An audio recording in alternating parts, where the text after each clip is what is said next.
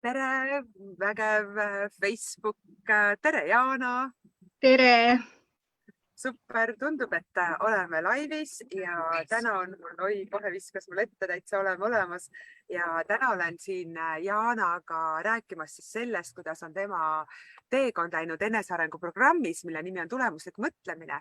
Ja peangi kohe ütlema, et võtta pinged maha, siis Jaanal on see esimest korda olla nii suuresti laivis, avalikult jagada kõike seda. Nii et ma väga imetlen ja tunnustan sind, Jaana, selle eest, et sa selle pakkumise vastu võtsid, et tulla nüüd siia rääkima. Nii et tutvusta natukene ennast selle poolest, et sul on tegelikult olnud väga kihvt ju see teekond, kuidas sul siis kirri sellesse tulemusliku mõtlemise programmi siis jõudsid ja sa oled selle nüüd ka läbi teinud, et siis ma natuke küsin ka küsimusi selle kohta, mis sealt siit kõige rohkem on kõnetanud. Aga ma korraks veel viskan pilgu peale, vaatan, et me ilusti laivis oleme ja küsimusi, siis küsige ja pärast saan Jaana käest küsida. Nii, Jaana, tere tulemast veel kord ja Tere! jaga siis seda, et miks sina, särasilmne, kena naine, miks sul on vaja enesearengu programmi? Räägi natukene enda elust. No mina siis jõudsin oma elus sinna kohta, kus siis ma tundsin, et niimoodi enam edasi minna ei saa. Et mu tervis oli halb, mu rahaline seis, mu sõbrad ümber ja hommikuti nagu ei olnud tunnet, et tahaks ärgata, tahaks voodist üles tõusta. Ja ma sain aru, et keegi teine ei saa minu eest nagu midagi teha, et ma pean ise selleks midagi tegema. Ja ma olin tükk aega juba jälginud neid sinu laivisi ja siis jõudis minuni ka see rohkemat kui hakkama saamise koolitus nagu. Ja ma tahtsin seal osaleda. Muudkui aina tuli mulle ette ja mõtlesin, ma ikka pean. Aga siis vaatasin, et see oli nagu jäi kuu lõppu. Rahad nagu olid otsas. Mõtlesin, no ei saanud seekord, eks tuleb veel. Aga seal oli enne seda just loosimine olnud ja ma jagasin. Ja esimesel kuupäeval siis Kaisa kirjutasid, et sa oled võitnud selle loosi. Ja see oli nagu nii vägev tunne, et kas tõesti asjad juhtuvadki niimoodi, et sa lihtsalt tahad ja sa saad. Ja siis see oligi, et iga päev olid erinevad küsimused ja see oli tegelikult minu jaoks väga raske, sest ma ei teadnud, mida ma tahan hetkel, ma ei teadnud, mida ma tulevikus tahan. Üks päev oli ülesanne, et kirjutada oma unistused. Et sa ütlesid, et kes nagu on enne teinud, et 100 unistust ja kes nagu ei ole teinud, siis 40. Ja ma hakkasin mõtlema ja ma ei teadnud mitte ühtegi. Isegi kuigi mul oli föön katki, et oleks võinud seda uut fööni tahta. Mul ei tulnud mitte ühtegi asja vähe ja ma mõtlesin, appi, mul ei ole ühtegi unistust. Kas ma niimoodi elangi või? Et päevast päeva üks sama elu. Et 5 aastat tagasi ostsin omale korteri, ainult mis muutus 5 aastaga sai see korteri laen makstud, aga ülejäänud kõik sissetulek, kõik oli sama. Täpselt samamoodi elasin. Et selle järgi ma sain aru, et 5 aastat on möödas. Ja tegelikult see ongi ja üks siis põhjus, peale miks seda koolitust ma võtsin siis ühendust väärtuse looja Kristinaga. Ja tema saatis mulle selle otsuse artikli. Ja see oli minu jaoks nagu nii võimas, et ma lugesin ja ma sain aru, miks ma sellises seisus olin, sest ma otsustamatus. Ma ei suutnud otsuseid vastu võtta ja see oligi mu tervise halvenemise põhjus. Kõik, mis mu elus nagu suhted, kõik oli sellest, et ma ei suutnud otsustada. Ja mis seal veel oli? Ja ma sain sellest aru, et kõik need 5 aastat, tegelikult rohkemgi, olin ma lihtsalt eksisteerinud. Ma ei olnud elanud, aga ma ise pean ennast ju nooreks inimeseks, ma tahan ju elada veel. Ja siis, kui juba tuli see sinuga kõne, siis ma olin juba raudkindel, et ma tahan seda. Ma tahan tirri edasi minna, et ma tahan oma elus midagi muuta, et niimoodi enam ei saa. Ja ma ei kahetse, siiamaani ei kahetse seda otsust. Et ma küll algul mõtlesin selle raha peale, et mul küll, ütleme, esimesed kuud olid paigas ikkagi, et kuidas, et ma päris nii juhuse hooleks ei tahtnud jätta. aga viimased kuud küll läksid niimoodi, et ilma probleemideta. Et Kas mind on kosta praegu? jah, Ja kas sa kuuled mind? aga mis ma siis veel räägin?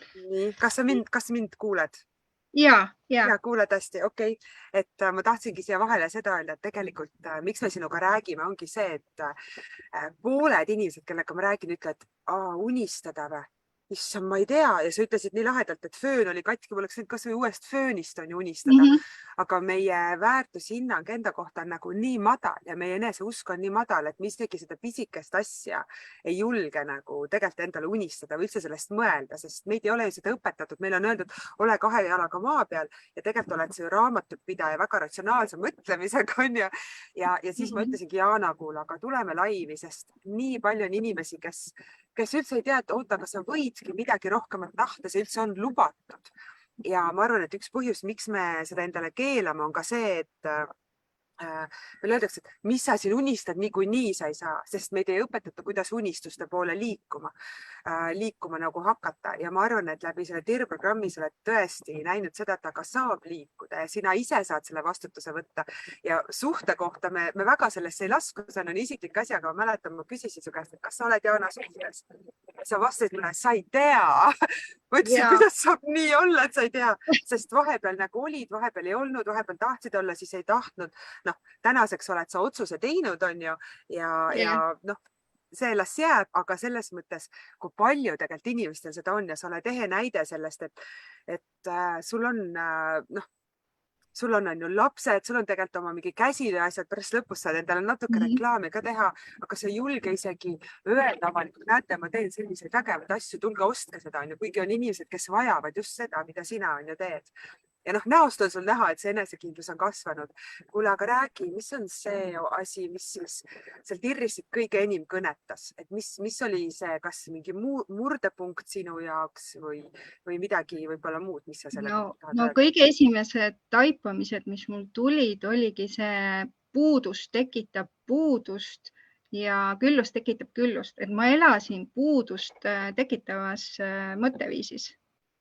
Et ma küll raamatupidaja iga kuu tegin omale eelarve ja see eelarve oli miinuses alati. Kirjutasin sinna kas -200 või 300 ja siis terve kuu ma pidin mõtlema, kuidas seda auku täita.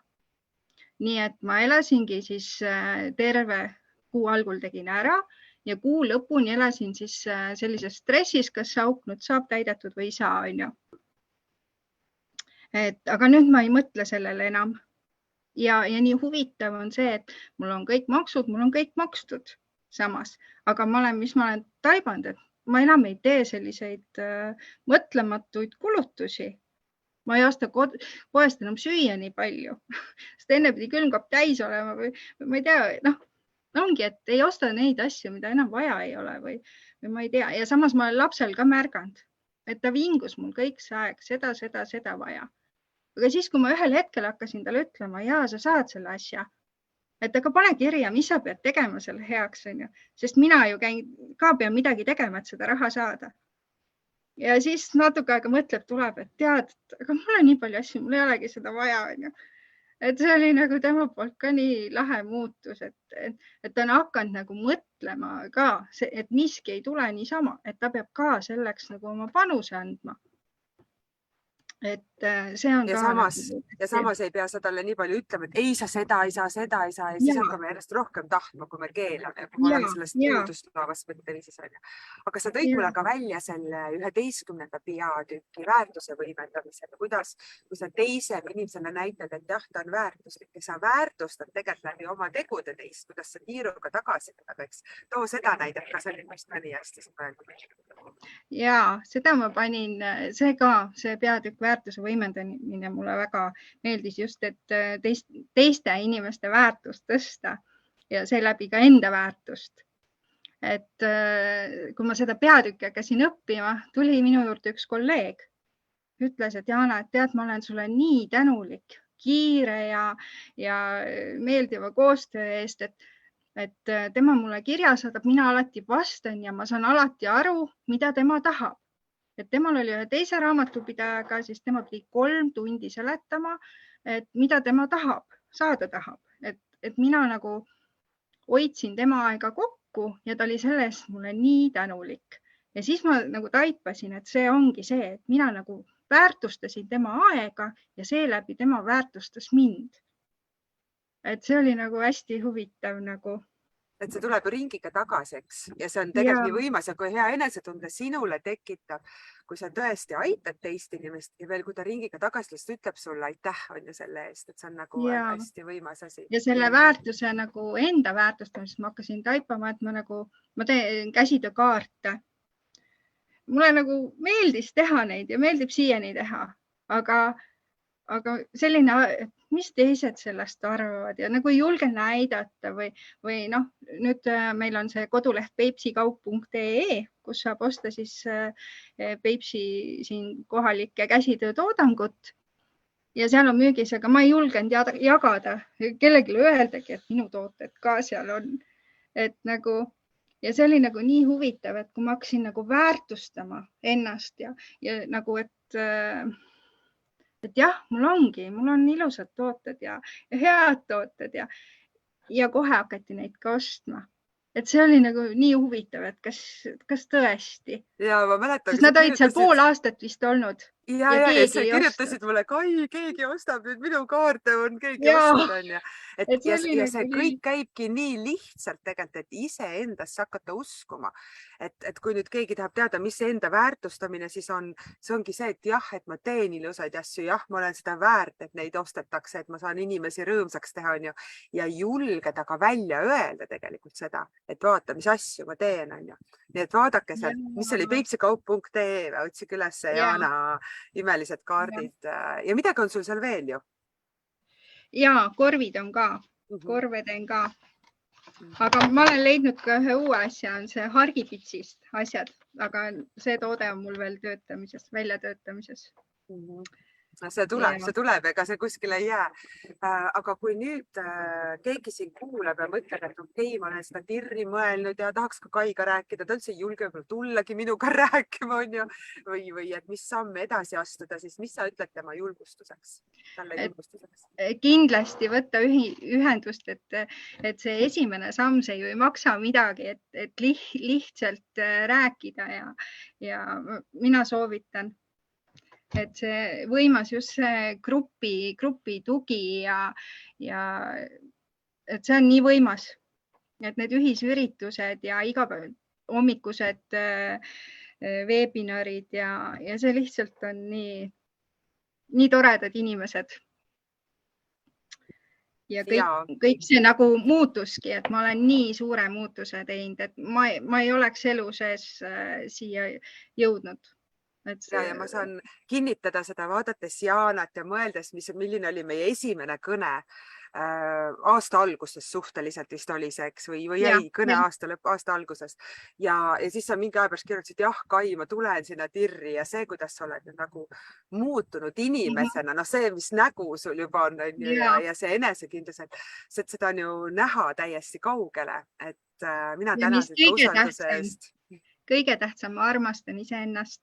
Mul ei ole sellist tunnet, ma ütlen 20 aastat olnud. Et ma ootasin, millal see tunne tuleb tagasi ja näed, jõudsin ära oodata. Et see on nii võimas tunne. Ja siit saab ainult nüüd ju edasi minna, eks. Ja. Nii et ma hästi tänan sind selle eest, et sa tulid siia jagama ja vaatan, et praegu kellelgi küsimusi ei ole, aga meil on siin päris palju kuulajaid, nii et aitäh teile, kes te kuulama tulite. Katrin siin tervitab sind ja aitäh. Ja sa tead küll, kes Katrin? Ja tervitused vastu. Ja siin on päris palju tirrika teil kuulamas, et aitäh teile, kes nüüd alles jõudis siia laivi, siis me kohe lõpetame ja sa saad otsast peale vaadata, et tõesti Jaana poolt need sõnumid on tegelikult hästi võimsad, et kuulake ja kirjutage endale üles sest sa oled väärt seda parimat, sa oled piisav kõige jaoks, sinu sees on kõik olemas. Lihtsalt võta vastu see otsus ja anna endale võimalus, investeeri iseendale, juba see otsus ise paneb ju asjad liikuma, et sa investeerid iseendasse ja vaata, mis elul pakkuda on, sest et meile kõigil on täpselt ühesugused võimalused. Küsimus on, kas me neid kasutame ja kui sa neid ei kasuta, siis sa tegelikult ei usu, et need võimalused on ja see tirn näitab, millised need võimalused on, et sa hakkaksid uskuma iseendasse, nendesse võimalustesse ja siis sa õpid neid võimalusi ka kasutama.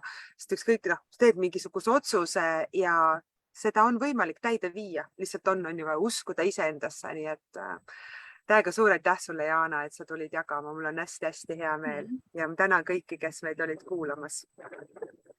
Ja.